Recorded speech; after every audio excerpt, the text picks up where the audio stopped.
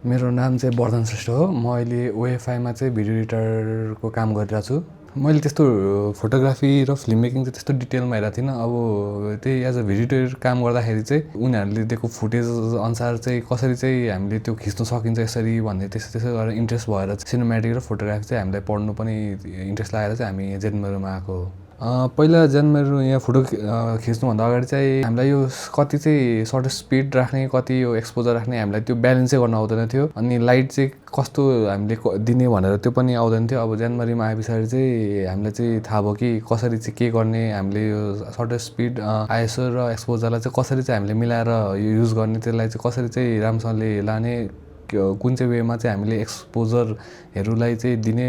किनकि धेरै एक्सपोजर भयो भने सब्जेक्टमा धेरै एक्सपोजर भयो भने त्यसलाई रिकभर गर्न सकिँदैन नि त।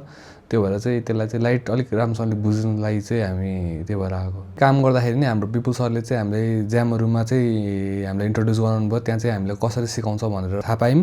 त्यहाँबाट चाहिँ हामी यहाँ आएर हामीले बुझ्दाखेरि चाहिँ राम्रै लागेर हामीले यहाँ जोइन गरेको हो। किनकि अलरेडी नै अब एकजना ट्रस्टेड मान्छेले नै भनेपछि ज्यामहरूमा पठाए पछाडि त उहाँले नै पठाएपछि त अलिक ट्रस्ट हुन्छ।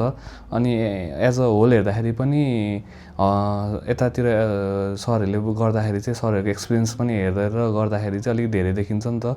त्यही भएर चाहिँ जेएनयुमा अलिकति इन्ट्रेस्ट भयो पढ्नको लागि। स्टोरी कसरी लाने भनेर चाहिँ रियलाइज भएको थियो। 3 आर्ट स्ट्रक्चरमा चाहिँ 3टा पार्टले छुट्टिँदो रहेछ त्यो स्टोरीहरू। त्यही अनुसार चाहिँ स्टोरी बिल्डअप गर्नु हामीले सजिलो हुँदो रहेछ भनेर चाहिँ रियलाइज भयो मलाई। जेएनयुमा आए पछाडि चाहिँ नयाँ कुरा चाहिँ हामीले चाहिँ के सिक्यौँ भन्दा चाहिँ 4 पोइन्ट लाइट सिक्यौँ हामीले। किनकि 3 पोइन्ट लाइट त सुनिरहेको सिनेमेटोग्राफीमा, अनि 4 पोइन्ट लाइटमा नयाँ सिक्दाखेरि चाहिँ यो सिनेमेटिकमा चाहिँ कसरी यो पोइन्ट पनि युज हुँदो रहेछ भन्ने हामीले नयाँ कुराहरू सिक्न थाल्यौँ।